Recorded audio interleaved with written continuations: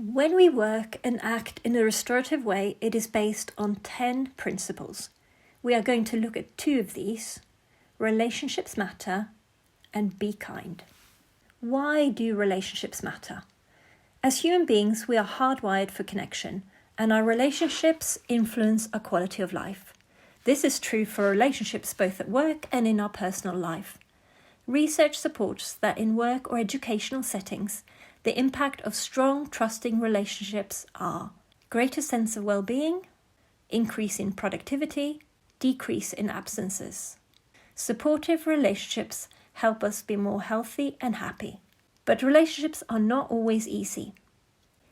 Relationships take time and effort.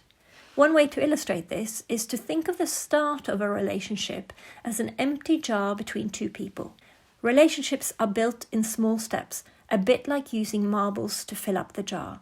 Each marble represents something that builds a relationship. Greeting someone, smiling, asking them about their day and finding out about their life, offering to help, or having a good laugh together. The list goes on. As the jar fills, this enriches our experience. When there is a conflict and we need to sort out a problem that have occurred, this can be likened to taking some marbles back out. If we have spent time building relationships, we have a better place to start when challenges and problems inevitably occur. Sometimes we talk about this as building social capital.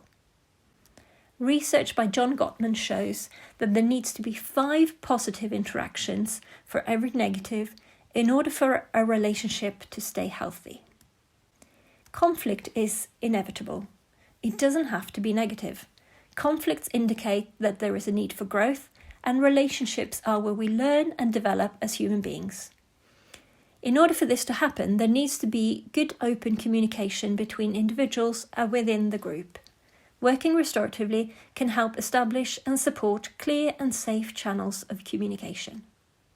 Sometimes repairing a relationship can feel a bit like making repairs to high-voltage power lines while hanging in a harness. We sometimes shy away from dealing with conflict because it can seem scary and we are worried things will get worse or that we will get hurt. In the same way that making physical repairs takes time, skills, and tools, dealing with conflict and repairing relationships takes time, skills, and tools. Restorative practice can provide these skills and tools. One tool that can be used straight away is the second restorative principle that we're talking about, being kind. Be kind whenever possible. It is always possible.